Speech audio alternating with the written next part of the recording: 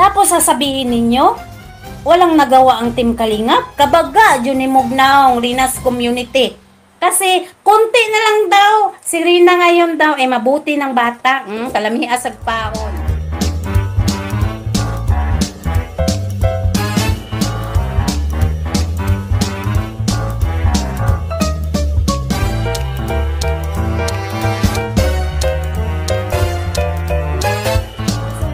Ang beneficiary ng Team Kalingap, tapos ipopost ka agad ni Babalo. Ang laki na talaga ng pinagbago ni Rina, oy. Wow! Ang laki ba talaga pinagbago, Babalo? O doon yan galing sa Team Kalingap at sa Luhika at kay Teacher Jack. Sinulot ninyo. Mga kapal ng mga mukha nyo. Dapat sa part 2 pa lang, na binlag ni Kalingap Rab si Rina. Dapat, doon pa lang ninyo kinuha na si Rina. Kinuha na ng ina niya. Kung hindi siya umasa sa sponsor.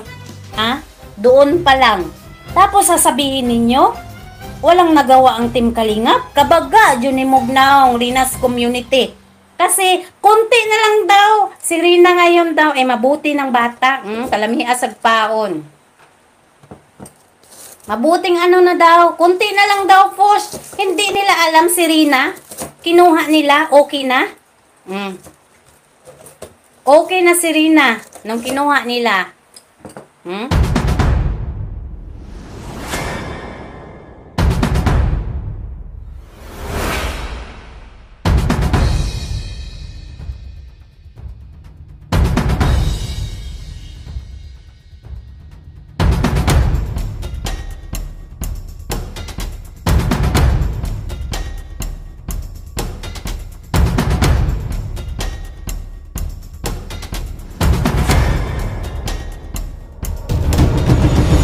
Grabe, ang laki na talaga ng pinagbago ni Reyna. Simula nang mapunta sa inyo si Reyna, natutong mag-drawing, natutong magbasa, at higit sa lahat, hindi nawawala yung po at opo na talaga namang nakalimutan na ng henerasyon. Gosh.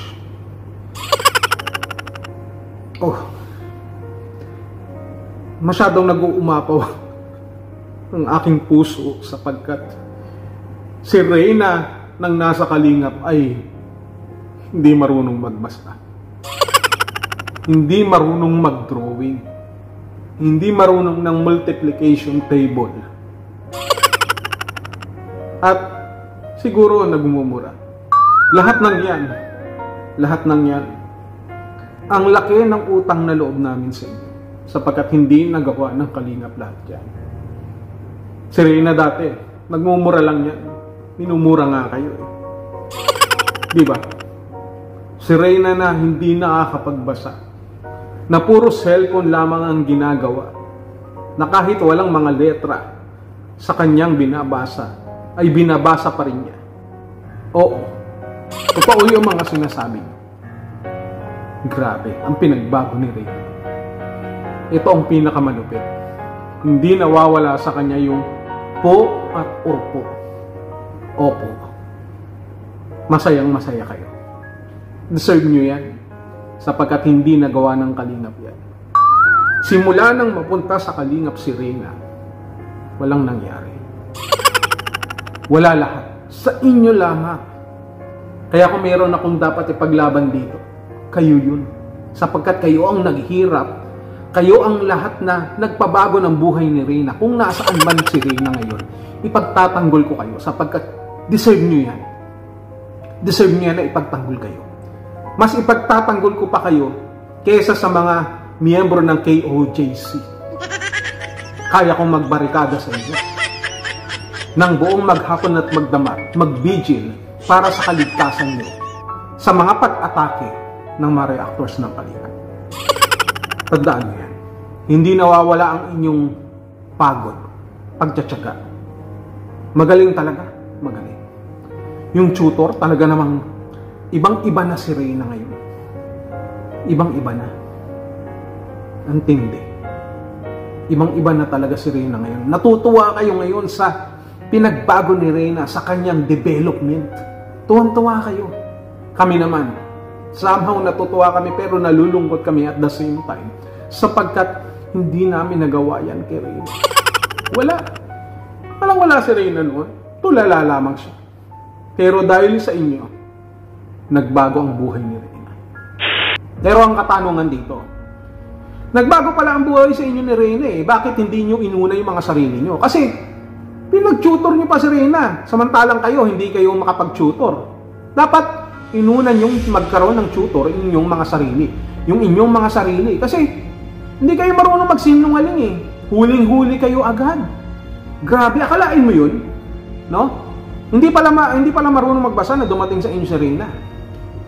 Hindi marunong mag-drawing. At tinuruan nyo mag-drawing. Ganon. Sa bagay, dyan naman kayo magaling eh, sa pagdodrawing. Puro drawing lang ang lahat. Yeah. Sabihin mo, ouch. Ouch.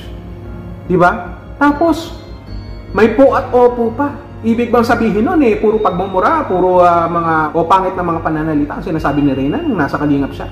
At dito, naging santo sa inyo, naging magalang. Ang galing nyo naman. Bakit hindi nyo ma-apply yan sa sarili nyo, yung sinasabi nyo? At parang sinasabi nyo na talaga namang masayang-masaya kayo dahil yung effort nyo ay hindi nawalan ng saysay. Eh, totoo naman eh. Effort na effort nga kayo. Ang problema naman, inaangkin nyo yung credit na hindi naman kayo ang gumawa. Diba? Hindi ko alam kung naglolokohan tayo dito sapagkat usapang loko-loko lang to. Dahil alam nyo naman na ang kalingap ang nagsimula niyang kay Reyna. Nang si Reyna ay nasa banig pa ng karamdaman hanggang siya ay makarating sa kalingap. Nakalimutan nyo na ba yun? Kasi hindi nyo makakausap ng ganyan si Reyna. Hindi nyo matutuklasan si Reyna. Hindi nyo mapapanood si Reyna. Kung hindi yan ikinontent ng kalingap. Gising-gising. Ano ba yan? Ano ba? Kayo na lahat. Sa inyo na lahat magaling si Reyna. Sa inyo na naging mabuti. Dadalhin nyo pa sa Maynila. Taga Maynila ako, makikita ko kayo. Palakpakan. Deserve nyo yan.